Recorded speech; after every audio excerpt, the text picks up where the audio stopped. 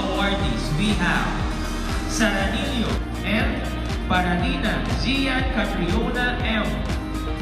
Mga magulang, maaari na po kayo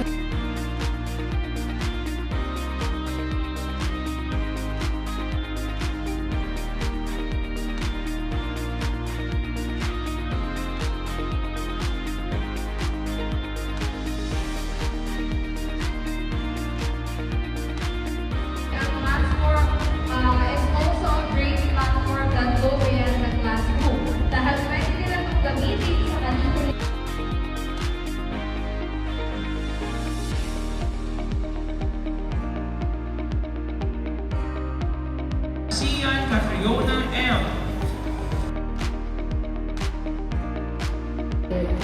So, katulad ng mga scores or Joby, ang silent natin actually go beyond the classroom.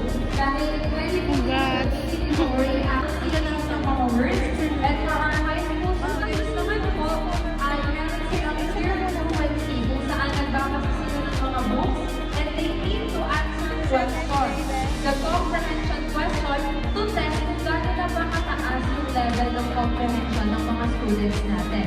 And since they are the students na in-awardan natin, I firmly believe na they really have a high level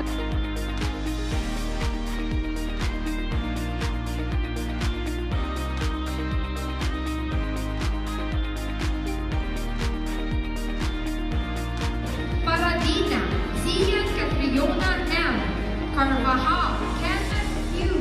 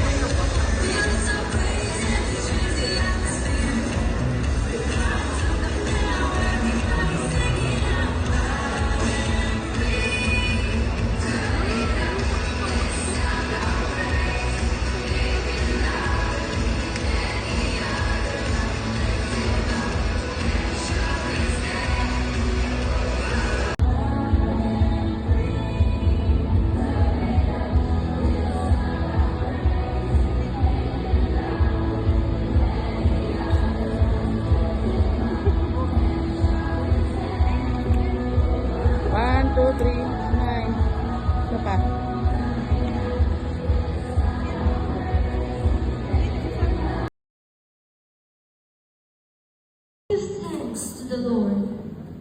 Let us pray. All glory to our mighty God, the faithful one, the Lord who remains true to his promises.